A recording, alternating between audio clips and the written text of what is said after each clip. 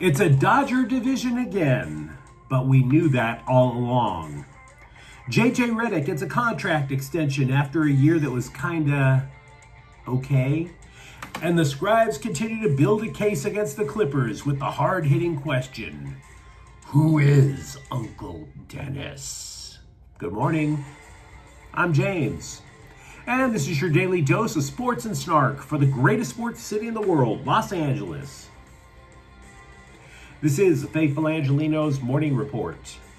It is September 26, 2025. I am back in Mini Scrotum for work for one more day. Mini Scrotum, the state of 100,000 lakes and 3 times as many allergies, all in my nose. Hey, we added a new subscriber to the Angeleno Familia. Thank you. We'll do our best to keep you informed. And if you like being in the know about LA sports, click the like button. Click the subscribe button. There's a notification bell. Hit that. It'll let you know when we drop an update. Sharing is caring. Let people know we exist. And by all means, comment. Now, before we go through the news and notes, I'll look at the scoreboard.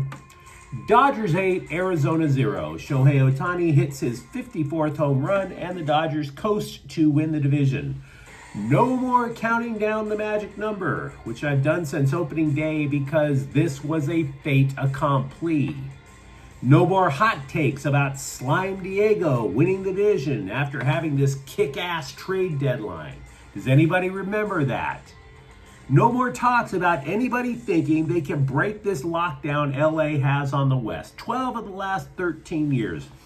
And if you were watching that game, you could just see it in the Diamondbacks' eyes as the Dodgers just piled on run after run. Oh, snap. The Dodgers have woken up and are taking things seriously now. And fine. Let the booze flow in the clubhouse. But let's also be fair with ourselves. This is not about winning the West. It's about repeating as champions. There's no such thing as a division champion. None. There is the champion. That is what the Dodgers are shooting for. Now, the Dodgers' first-round opponent has yet to be determined. If the playoffs started today, it's a rematch with the Mets. We are going to talk more about the playoffs in the coming days. But yeah, I wouldn't party too hard if I were a Dodger fan. I would just look down at Scum Francisco, Slime Diego, Arizona, and ask, you really thought you were going to win this division, did you? Really? Meanwhile, today, the Dodgers are up at Seattle at 6:40. The Dodgers are probably going to lose today because, let's be honest, you just had a 3-hour plane flight where everybody is boozing and puking. So there's that. What do you say we get to the news?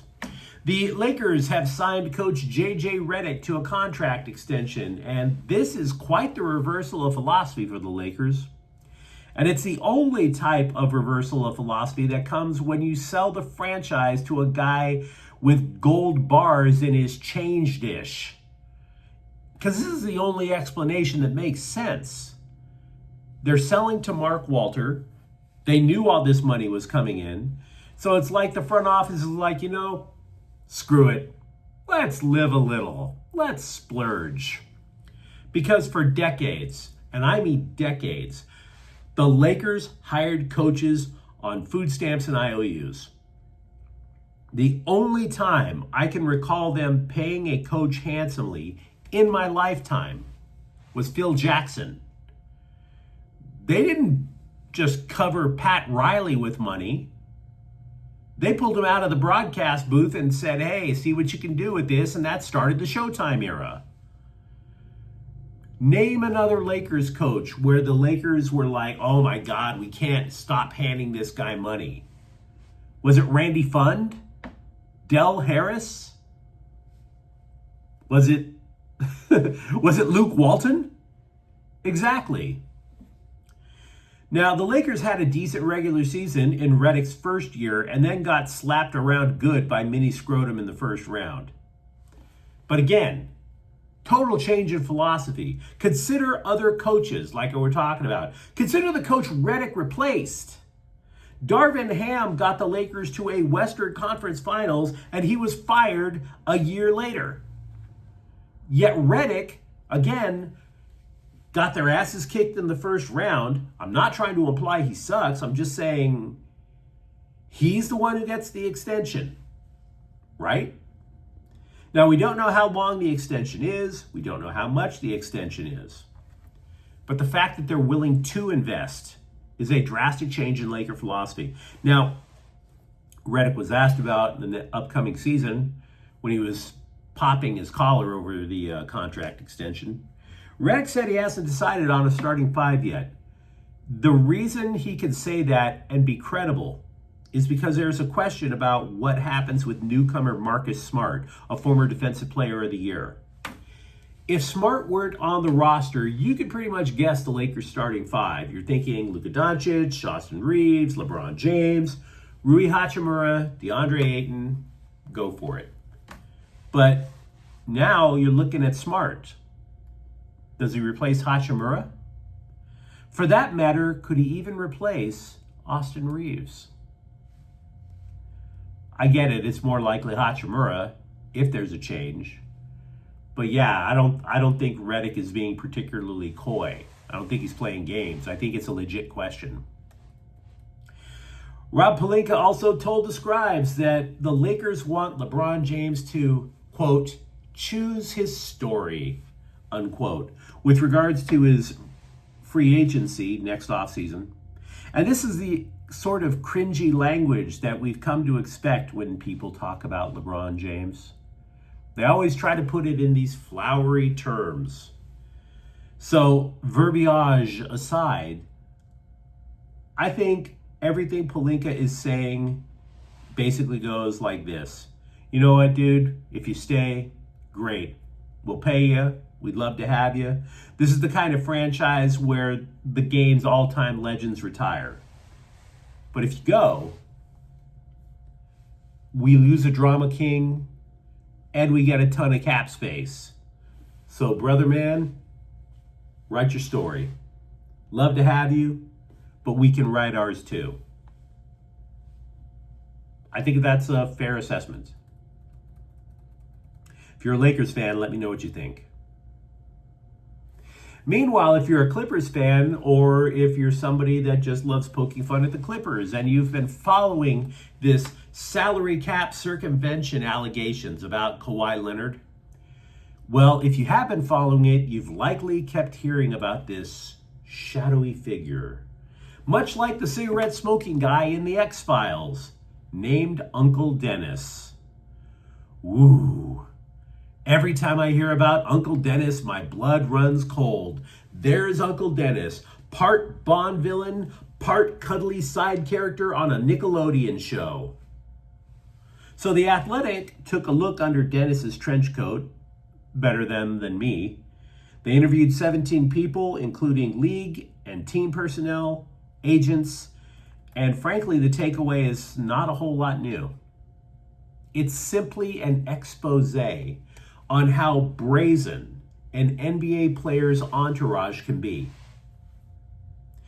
Like, if I were pals with Austin Reeves, and I'm like, hey, I can't play, but he can, and he's my pal, so if you want him here, ignore the agent. I want this, I want that, and he gets this. Said one exec, quote, there's no beginning and there's no end to what he'd ask for. There's a bizarre expectation, not entitlement, but like a willingness to ask for crazy things, unquote. Side note, that's actually the definition of entitlement. But I digress. For example, Uncle Dennis asked for a piece of the Lakers so many times that Jeannie Buss allegedly told him that if anyone is so willing to flagrantly break the salary cap rules, he might want to get it in writing. Jeannie Buss got involved to tell him to buzz off.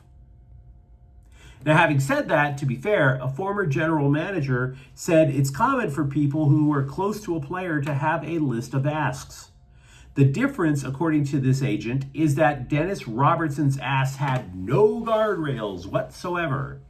In other words, It wasn't the ask that was the problem as much as it was he'd never stopped making demands. He was like a child in the back seat of a car on the way to Disneyland. Are we there yet? Are we there yet?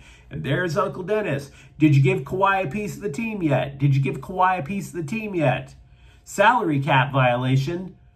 Did you give Kawhi a piece of the team yet? This is a problem because Uncle Dennis is not a registered agent. He's worked at banks. In order to negotiate at all with an NBA team, you have to be a registered agent. But again, working at a bank, working at your local Chase branch, apparently that gives you this great skill of negotiating. You know, you basically refill the ATM during the day, and at night you're Jerry Maguire. So if you've read this article, you're left asking yourself these questions about how pervasive this greed is for folks who only have a passing relation with a player. The league is apparently flooded with Uncle Dennis's, Uncle Denai. But this dude was so brazen compared to everybody else. According to an agent, the NBA repeatedly asked the players' union to emphasize, to go to their client, to go to their the union representation, to go to the players and please say, only agents can directly negotiate with teams. Shut the bleep up. An owner said, quote, "This is all because of Uncle Dennis," unquote. So again, is this new intel? Not really. The scribes are simply continuing to build a case to tell the NBA, don't look away from this. You gotta come at the Clippers correct. Corrective action needs to be taken because it's only going to get worse. Let me know, of course, what you think. The UCLA athletic department appears to have taken some, but not all, of the responsibility of finding Deshaun Foster's replacement. They've taken it away from athletic director Martin Jarmond. Instead of being the guy, Jarmond is part of a committee with 5 other people. The committee includes a former UCLA linebacker, a current NFL general manager, and the president of the Golden State Warriors. Jarmond, meanwhile, is saying all the right things in a press conference about how they're going to be diligent and thorough, but let's be real. He also had nothing to contribute to this press release either. He's going to contribute pretty much nothing to the search. He damn sure contributed nothing to the press release.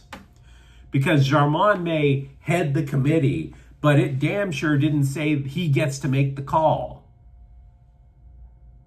There's a UC regent on that list, on that committee. He's more likely to make the call. So if you're a UCLA fan, feel free to respond after your throat recovers from screaming for hours with just unparalleled joy over this development. Martin Jarmond, he's not fired, but they don't trust him to find a replacement here. A Kings blogger who is pretty well connected reports the team and Adrian Kempe may not have made any progress toward a contract extension. Kempe is 29. He's seeking an 8-year deal worth about $10 million a year. The Kings opened with $9 million a year. Kempe has averaged 34 goals over the last 4 seasons. And Galaxy manager Greg Vanney has been suspended Saturday when the club takes on Sporting Kansas City. He picked up a 3rd yellow card last weekend, which led to the banishment. Dan Kalicman will get the front row seat to what's probably going to be a pretty lousy soccer match. And I admit it, I am a Galaxy fan, but they were eliminated from playoff contention last weekend, and if the playoffs started today, Sporting KC isn't in it either. Get your tickets now. But you let me know what you think in the comments thread. How stoked are you about the Dodgers qualifying for the playoffs? Are you? And for that matter, are you cool with JJ Redick getting this much credit this early as a coach? And if you enjoyed this update, don't forget to subscribe to Faithful Angelenos. We're talking LA sports every single day. Thank you for watching. I'm James, and we'll be back tomorrow. Faithful Angelenos is a Key and Corte El Queso production. Take care.